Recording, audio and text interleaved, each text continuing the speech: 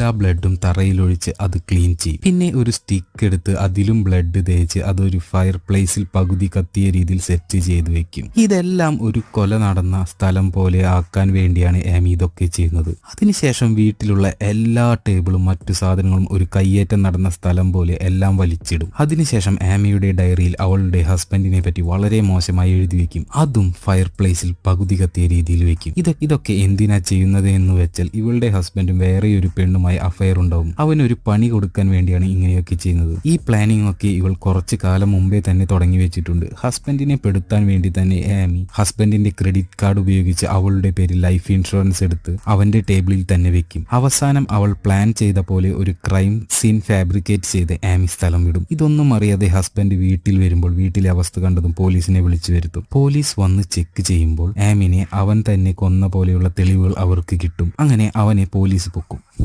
ആ ബ്ലഡും തറയിലൊഴിച്ച് അത് ക്ലീൻ ചെയ്യും. പിന്നെ ഒരു സ്റ്റിക്ക് എടുത്ത് അതിലും ബ്ലഡ് തേച്ച് അതൊരു ഫയർ പ്ലേസിൽ പകുതി കത്തിയ രീതിയിൽ സെറ്റ് ചെയ്ത് വെക്കും. ഇതെല്ലാം ഒരു കൊല നടന്ന സ്ഥലം പോലെ ആക്കാൻ വേണ്ടിയാണ് ആമി ഇതൊക്കെ ചെയ്യുന്നത്. അതിനുശേഷം വീട്ടിലുള്ള എല്ലാ ടേബിളും മറ്റു സാധനങ്ങളും ഒരു കയ്യേറ്റം നടന്ന സ്ഥലം പോലെ എല്ലാം വലിച്ചിടും. അതിനുശേഷം ആമിയുടെ ഡയറിയിൽ അവളുടെ ഹസ്ബൻഡിനെ പറ്റി വളരെ മോശമായി എഴുതി വെക്കും. അതും ഫയർ പ്ലേസിൽ പകുതി കത്തിയ രീതിയിൽ വെക്കും. ഇതൊക്കെ എന്തിനാ ചെയ്യുന്നത് എന്ന് വെച്ചാൽ ഇവളുടെ ഹസ്ബൻഡും വേറെ ഒരു പെണ്ണും അഫയർ ഉണ്ടാവും. അവനൊരു പണി കൊടുക്കാൻ വേണ്ടിയാണ് ഇങ്ങനെയൊക്കെ ചെയ്യുന്നത്. ഈ പ്ലാനിംഗ് ഒക്കെ ഇവൾ കുറച്ചു കാലം മുമ്പേ തന്നെ തുടങ്ങി വെച്ചിട്ടുണ്ട്. ഹസ്ബൻഡിനെ പെടുത്താൻ വേണ്ടി തന്നെ ആമി ഹസ്ബൻഡിന്റെ ക്രെഡിറ്റ് കാർഡ് ഉപയോഗിച്ച് അവളുടെ പേരിൽ ലൈഫ് ഇൻഷുറൻസ് എടുത്ത് അവന്റെ ടേബിളിൽ തന്നെ വെക്കും. അവസാനം അവൾ പ്ലാൻ ചെയ്ത പോലെ ഒരു ക്രൈം സീൻ ഫാബ്രിക്കേറ്റ് ചെയ്ത് ആമി സ്ഥലം വിടും. ഇതൊന്നും അറിയാതെ ഹസ്ബൻഡ് വീട്ടിൽ വരുമ്പോൾ വീട്ടിലെ അവസ്ഥ കണ്ടതും പോലീസിനെ വിളിച്ചു വരുത്തും. പോലീസ് വന്ന് ചെക്ക് ചെയ്യുമ്പോൾ ആമിനെ അവൻ തന്നെ കൊന്ന പോലെയുള്ള തെളിവുകൾ അവർക്ക് കിട്ടും. അങ്ങനെ അവനെ പോലീസ് പൊക്കും.